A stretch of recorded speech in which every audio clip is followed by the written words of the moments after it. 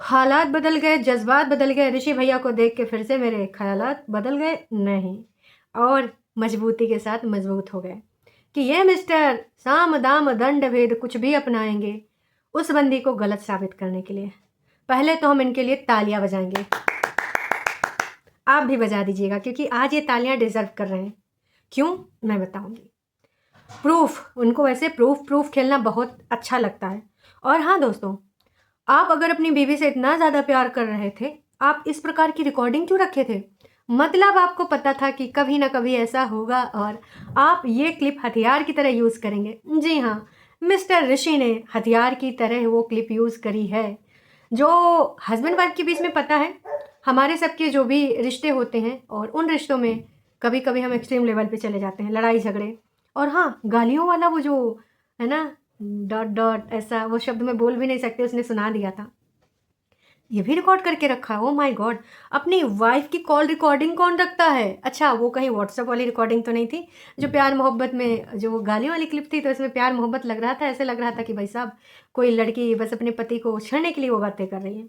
और जो कैब को जाने को लेकर बात थी, पैसों को लेकर बात थी, सोलो ट्रिप को लेकर बात थी, सारे एक-एक पॉइंट को मैं यहाँ डिस्कस करूँगी।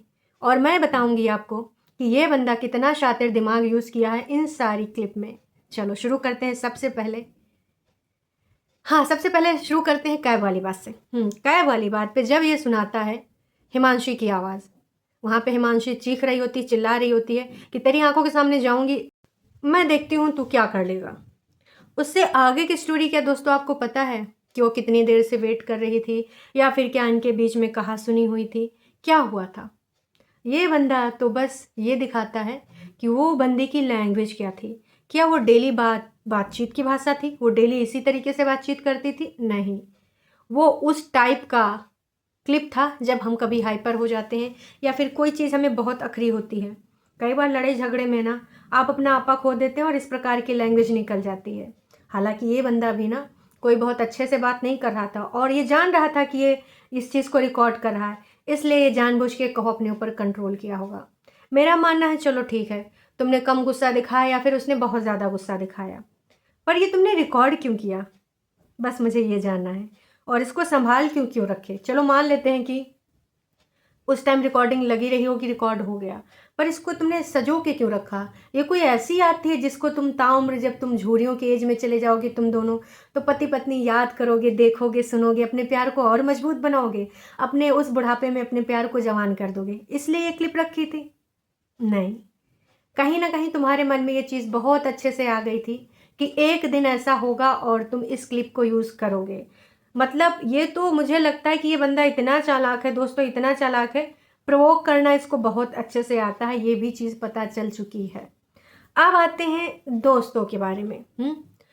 हाँ जी, कोई भी बीवी अपने पति की हरदम तारीफ़ें ही करती, ख़ासकर ब्लॉगिंग की दुनिया में।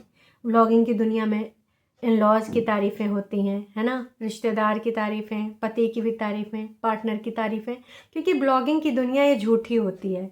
इसमें 100% अगर आपको लगता है कि आपका असली व्यक्तित्व आता है, तो नहीं जी। आप किसी भी ब्लॉगर को देख रहे हो, कभी भी उनकी फैमिली की लाइफ़स्टाइल को देखकर ये मत सोचना कि वाओ यार! इनके घर की लाइफ कितनी मस्त है, इनकी बॉन्डिंग कितनी स्पेशल है, वो सिर्फ ब्लॉग के लिए होती है, ठीक है? तो उसने भी कुछ ब्लॉग में बोला है ना? कभी उसकी बहन के साथ पॉडकास्ट है, कभी सास के साथ हैं और कभी इनके साथ हैं। तो उसमें एक दूसरे की तारीफ़ें ही करनी होती हैं, वो स्क्रिप्टेड होता है। तो वो स्क्रिप्टेड पार्ट लेके ये बंदा कह रहा है कि अगर मैं ऐसा होता कि मैं फॉरेन ट्रिप पे मैं जाता था, सिंगल जाता था, तो मैं चीट करने जाता था, तो ये तो तुम ही बोली थी। भाई किसको उल्लू बना रहा है? हैं? एड़ा बन के पेड़ा खा रहा है भाई तू? सबको पता है कि जो स्क्रिप्टेड वीडियो होते हैं उसमें तारीफ़ें ही करनी होती हैं। आज वो क्लिप यूज़ करके अपने आप को एक क्लीन चिट दे रहा है। नहीं जी, यही तेरी बहन भी कर रही हैं, माँ के साथ बैठ के पॉडकास्ट बनाती हैं कि भाई अगर आपका पति डबल डेटिंग कर रहा है या फिर आपके साथ गलत कर रहा है तो ऐसा, ऐसा, ऐसा आप झाँके आपके अंदर क्या कमी है फलना-ढिमका, आप इम्प्रूवमेंट करें और पति से बात करें। ये तो भाई बहुत ही ऐसी-वैसी चीज़ हो गई अपने बच्चे को बचाने के लिए। खैर, फिर ये बंदा बोलता है कि जिस टाइम मैं सोलो ट्रिप पे जाता था तो ये बंदी भी जाती थी अपने दोस्तों के साथ और ऐसा नहीं है कि उन दोस्तों में इसका कोई मेल फ्रेंड नहीं था। सुन भाई, मेल फ्रेंड था, सिंगल मेल के साथ जाती थी, दोस्तों के साथ। अब दोस्तों में लड़का लड़की हर कोई होता है, हैं? और जो बोल रहा था ना कि कभी डिनर पे जाती थी तो कभी लंच पे जाती थी, क्यों? क्योंकि इसका एक ही वो होता था कि भाई साहब इसको सबसे अलग अलग गॉसिप करनी, सबके अलग अलग गॉसिप हैं, कोई दूसरे को ना सुने। तो क्या वो दिन भर यही किया करती थी? तुम बोल तो ऐसे रहे थे कि हर दिन का उसका यही रूटीन हो कि सुबह आज ये दोस्त के साथ जाएगी, 400-500 दोस्त। वाह जी वाह,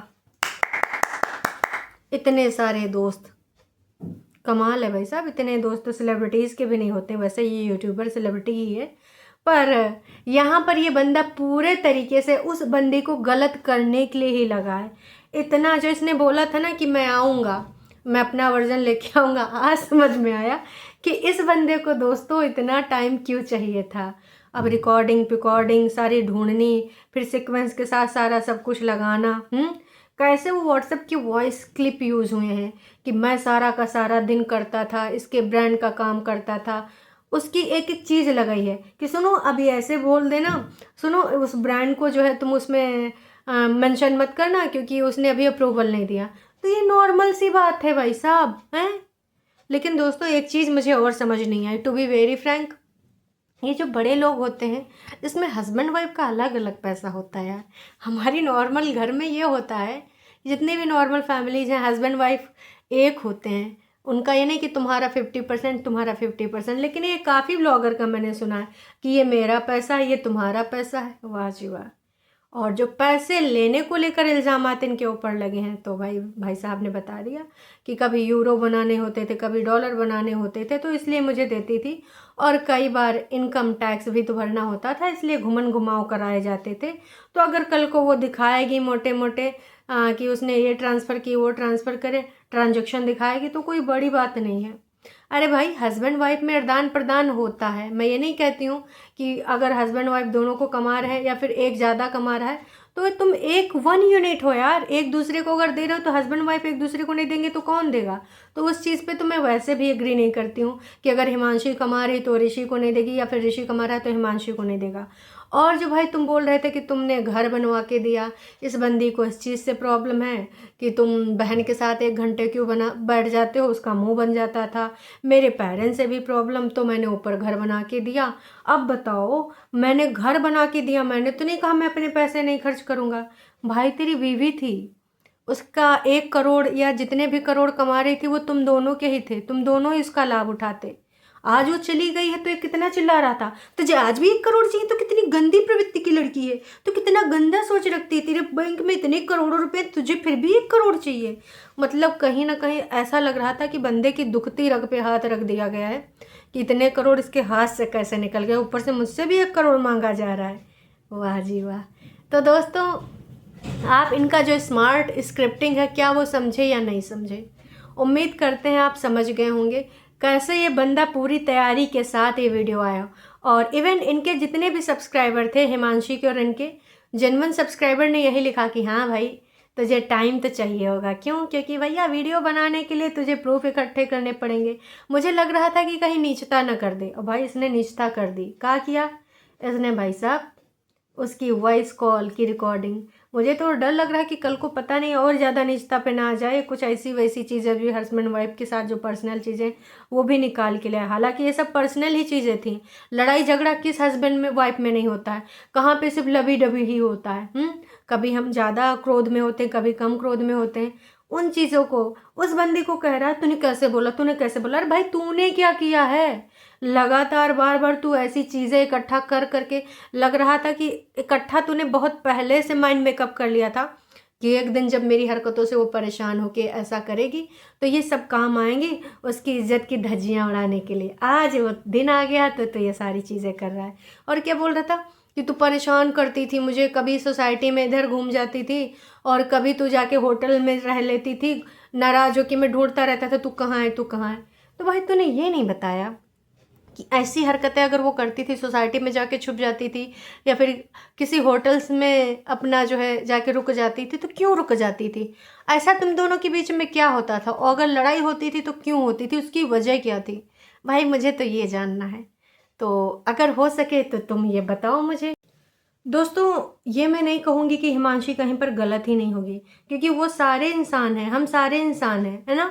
हिमांशी, ऋषि, उनके पेरेंट्स, हम सब ह्यूमन बीइंग हैं, हम गलत हो सकते हैं, पर सिर्फ एक ही इंसान गलत हो, पॉसिबल नहीं। ये बंदा लगातार बार-बार सिर्फ अपनी वीडियोज़ में यही बोल रहा है और यही प्रूफ करने में लगा है कि नहीं, वही लड़की गलत है, वही लड़की गलत है, और तो कोई गलत था ही नहीं, है? दोस्तों, एक चीज़ बोलना चाहूँगी, हम सारे इंसान हैं, ह्यूमन बीइंग्स हैं। मैं ये नहीं कहूँगी कि हिमांशी पूरे तरीके से सही है या फिर कभी उसको गुस्सा नहीं आता होगा, है ना? या फिर ऋषि पूरे तरीके से गलत है। हम सारे जब इंसान हैं तो हमसे गलतियाँ भी होंगी। पर ऋषि इस टाइम सिर्फ़ और सिर्फ यही प्रूफ करने में लगा है कि वो बंदी कब-कब गलत करी है, कब-कब उसने चिल्लाया है, कब-कब उसने बेइज़्ज़तियाँ करी हैं, कब-कब उसने मतलब चिल्लम-चिल्ली करके होटल में चली गई है, और अगर वो अपने दोस्तों के साथ जा रही थी दैट मीन्स कि वो भी मुझे चीट कर रही थी। तुम खुद बोल रहे हो कि उसकी दोस्तों में मेल फ्रेंड थे, तो इसका मतलब ये नहीं कि अगर वो सारे मेल फ्रेंड और फीमेल फ्रेंड साथ में गए हैं घूमने तो वो चीट करने गए हैं। इससे तुम कतई अपने आप को इनोसेंट प्रूफ नहीं कर पाओगे।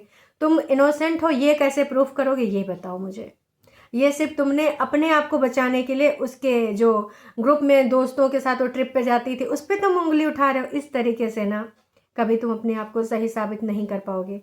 और मिस्टर ऋषि, मैं ये भी कहना चाहूँगी कि आप 100% सही नहीं हो सकते और ना ही हिमांशी 100% सही हो सकती। कोई ऐसा कपल है ही नहीं जिसमें आपसी फाइट ना होती हो। कोई भी इतने अच्छे लॉज भी नहीं कि जो टॉन्टबाजियाँ कभी ना करते हो।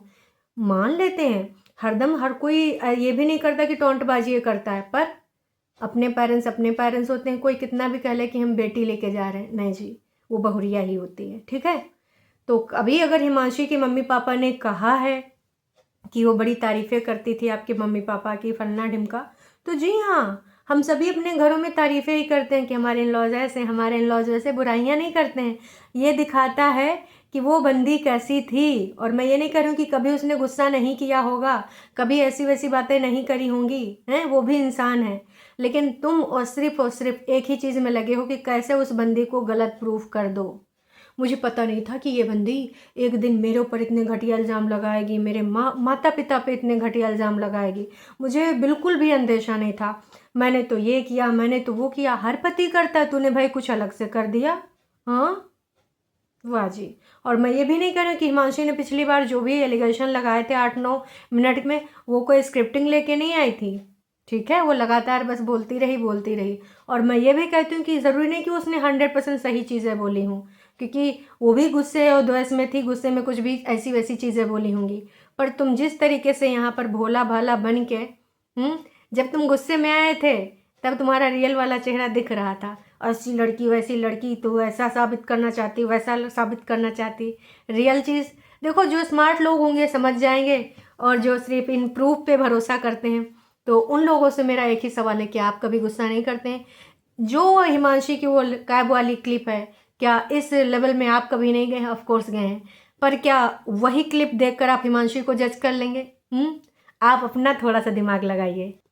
मैं ये नहीं कहती हूँ कि हिमांशी ने जितने भी वहाँ पे धाराएँ लगाई हैं और जो उसमें स्टेटमेंट दिए हैं, कोई झूठ-फरेब वाली नहीं होंगी। वकील कहते हैं अपने केस को मजबूत कराने के लिए ऐसा-ऐसा करो, ठीक है, होंगी। पर इसमें कौन कितना झूठा है, कौन कितना माइंड गेम खेल रहा है, आप ये दिमाग ला के समझ जाइएगा। दिमागी वाला इसमें बहुत ज़्यादा हो रहा है, बहुत ही ज़्यादा। और हाँ, ऋषि भैया एक काम और कर रहे हैं, और सिर्फ ना उसके खिलाफ जो कमेंट हैं वही रख रहे हैं। इनके रिगार्डिंग जो कमेंट हैं वो ऋषि भैया बहुत ही अच्छे तरीके से डिलीट मार दे रहे हैं। तो बढ़िया है। इतना ज़्यादा वो बुरी थी। इतना ज़्यादा तुम त्रस्त थे, जैसे तुम मुझसे लगातार बार-बार बोल रहे हो कि छोड़ क्यों नहीं देती थी, क्यों रुकी थी मेरे घर में? तुमने क्यों नहीं छोड़ दिया? दोबारा से फिर से तुम पैचअप क्यों करना चाह रहे थे? सबसे बड़ी बात, करोड़ों रुपए लेके बैठी है तू, हैं? करोड़ों रुपए नहीं जाने थे, इसलिए ना दोबारा से पैचअप हुआ था। बाकी उम्मीद यही करते हैं कि आप लोग समझ गए होंगे। अब उधर से वो कुछ रिप्लाई करेगी कि नहीं करेगी वो जाने, उसका लॉयर जाने। पर हाँ, यहाँ पर दिख रहा है कि कौन कितना गंदा गेम खेल रहा है। उम्मीद करते हैं आप लोग समझ गए होंगे। अपने मनोभाव को भी आप यहाँ पर व्यक्त कीजिएगा ज़रूर से ज़रूर, लेकिन उचित शब्दों में। हम अपशब्द नहीं लिखेंगे, चाहे आप मुझसे डिसएग्री हों, ऋषि से डिसएग्री हों या हिमांशी से हों। आपका वर्जन क्या है, आपको क्या लगता है, कौन कितना माइंड गेम खेल रहा है, कमेंट करके ज़रूर बताइएगा। ये ब्लॉगर हैं भाई साहब, एक दूसरे को बस अपने आप को क्लीन चिट, दूसरे को दाग वाला बताएंगे। वो फिर तुम टाइड लगा के धोना चाहो तो भी ना साफ कर पाओगे। तो अब आप बताइए।